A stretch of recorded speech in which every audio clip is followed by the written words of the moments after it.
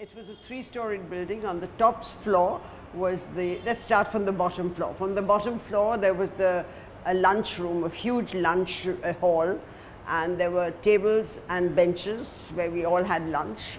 And lunch would come from home. And in different, kosher food? It was all kosher. We were all Jewish children. The whole school didn't have more than 250 children. The small school, everybody knew everybody. The teachers were Jewish, the children were Jewish, the principal was Jewish. We had Jewish coming out of our ears. But nevertheless, it was a happy school. That was the ground floor. Ground floor had the principal's office. It had two playgrounds, one for the smaller children, one for the bigger children, one at the back, one in front. One back and one in front. Yeah, and the small one was just a cemented courtyard. The big one was gravel, and we could play basketball, so it must have been big enough for a basketball court. Outside the gates there were the usual muri wallas and hot plums and chirwa and all that kind of thing. Were you allowed to eat that stuff? Yes, we were allowed to eat, and we had another man, that was kosher, it was vegetarian. And then we had another man called the Panka Barafwala who would come and shave the ice and put it on a stick and put pink syrup on it, and that we paid 1 paise for. Okay. There was a teacher staff room on the first floor, the Miss Luddy's office. And then we had, as you entered, you had a very wide corridor and a wide staircase going up. I think 6 girls could go abreast on that staircase. It was a very wide staircase. It went up to the first floor. On the first floor, we had a stage, and we had a hall again, which was above the hall downstairs, and the senior classrooms were all around. We had a balcony. We could look down at the basketball court, and on the top floor, we had another school called the Jeshurun Free School, which was kindergarten to class 4 for children who didn't pay any fees. The reason that they were separate was not because they were poor or anything else, because they were more underprivileged and they needed special care. So they studied there until they came to power with everybody else in education, and then they were sent down to the rest of the school. Everybody went to school. I don't think there were any children at home, because first of all, we were a small community, and Miss Luddy, who was the principal, was also a kind of a social worker. She knew what was happening in people's homes, and she sort of regulated whether they went to this school or that school, whether they needed that special care. It was not that it was free so much, it was free. They got free clothing, they got free food at lunch, and they also got free books, no fees. Even our fees were very minor, and many children didn't pay fees and nobody cared. And Miss Rama Luddy, she was legendary, and she will be remembered by the school and the children for a long, long time. She did a lot of very good work, and she finished in Calcutta. I don't know which college she went to, and then she left and went to England before the war and came back in the late 20s and became the principal. We had what was called scripture, which was compulsory for senior Cambridge, religious studies or Jewish religious studies. We learned the whole Bible. We could read and write in Hebrew. We had to translate a small paragraph from the Bible from Hebrew into English. So we had a good grounding of Hebrew, but we couldn't speak very well. Like all languages, like Latin or French, you couldn't speak French or Latin, but you could read it and understand it.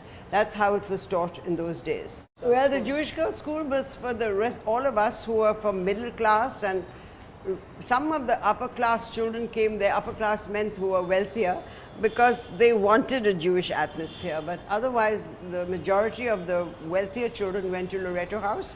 Some went to Calcutta Girls' School. Loreto House had school on Saturday, which was not allowed.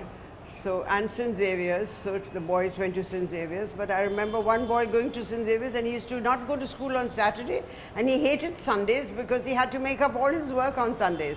You see, because he was strict. But since the Jewish girls' school was a very good school at the time and got top results, why did they send their children to Loreto? Snobbishness. Pure snobbishness, and absolutely. Also, it was far. It was right in the heart of Pollock Street, where people lived on Park Street, and Loreto House was closer. People lived on Dharamtala, say Calcutta Girls' School was closer. People lived in Park Circus, so Pratt Memorial was closer. So I want to so ask that you was a how quick it question, was. Mom. Did those girls who went to the other schools, did they mix with other people? They did to some extent in school, but not at home. I'll give you an example. During the war, I was evacuated from Calcutta because the Jewish girls' school didn't evacuate, so I was changed to Pratt Memorial, who evacuated all the children to Bishop Cotton Nagpur. So there also I met Anglo-Indian girls for the first time. I'd never had a friend who was an Anglo-Indian girl. So I was about unusual for me to go to college, and even then I wasn't able to choose the college of my choice.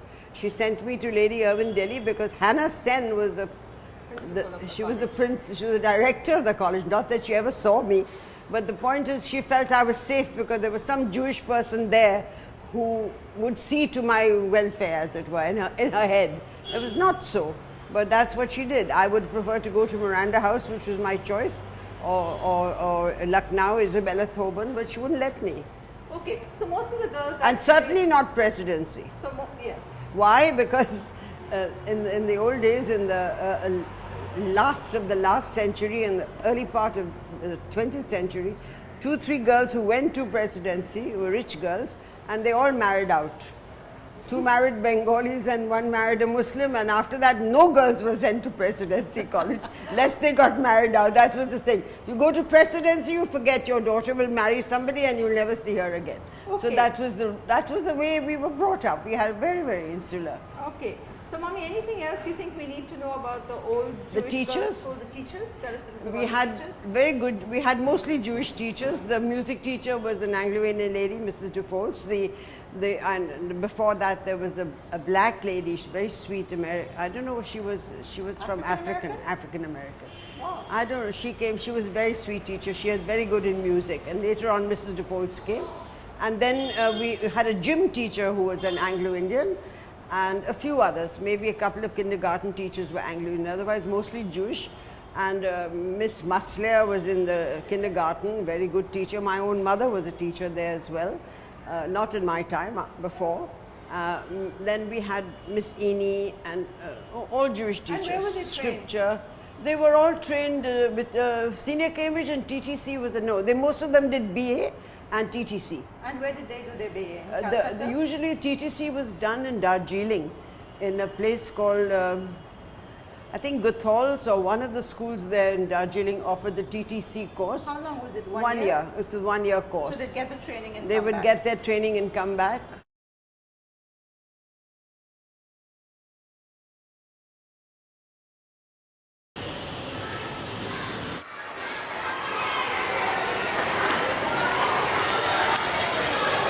I came in 1985, and my father was a very close friend of Mr. Nahum, so he was a half Jew himself. Your dad? Yeah, my dad. So Mr. David Nahum's very close friends, and he had put all 3 daughters in the Jewish girls' school.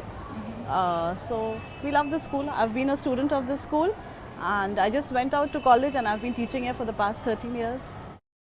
I am in class 12 commerce, and I've been in the school since 10 years now. 10 years. Yeah. And what made your parents send you to the Jewish girls' school? They sent me here because they think it's a very good school, and even I personally feel that I like this school a lot. And why do you like it? because you know what, there are so many extracurricular activities. We have been sending into this educational field as well as this physical activities. Everything. There are debates, then elocutions and dramatics, recitation. At the same time, the educational pattern of the school is also very good. The teachers are teaching us very nicely, and Okay. The results are good. We were hardworking, and we started taking part in many extracurricular activities. Intra-school, every Friday, last 2 periods, Mrs. Patel used to be the principal. We used to have quiz or debate. Every Friday there used to be an inter-house competition. So there the girls, I still remember, we would get trays of toffees. And the certificates were there, but those we would love to have that tray of toffees, and then we would distribute it to our house mates. And so she started it. First it was inter-house, and then we started going for inter-school fest and inter-school competitions. For the students, the Jewishness of the school, the identity is just with the holidays. They just know this school is a Jewish, we have a name, and we have the Passover holidays, the Rosh Hashanah, And sometimes we have Mrs. Sullivan coming in and talking about the Jewish holidays. She had come for Hanukkah, she lit the Hanukkah lamp and she distributed sweets. So this is how we observe the Jewishness. Otherwise, children were not so aware of the background of the school. Okay. But now, as people come in, we talk about it. So sometimes 11s and 12s, we tell them the background, that why the school was made, how it was made, for whom was it made. They ask me actually what your school is all about. Only Jewish people are there, so I tell them no, because before the school used to cater education only to the Jewish community, but now they caters education to all the communities. So I tell them the school is for all, even you all can come and join. Yeah. And do you, when you have holidays and Jewish holidays, do you ever wonder about what happened here? Actually, I wonder, but we are given a holiday, but I don't know actually all about it. But yeah. Good. And tell me, what community are you from?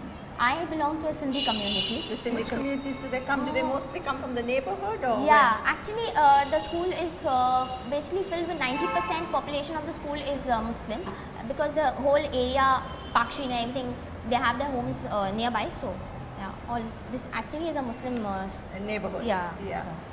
So it is a very secular school. Though it was, I mean, we thank the people who started this school, because I mean, I as a student and as a teacher, now I'm the coordinator, I mean, I love this. It's like a castle. And as I was telling you, I mean, like when we used to read the storybooks of Enid Blyton, first term at Mallory Towers, and I used to imagine that it must be like this.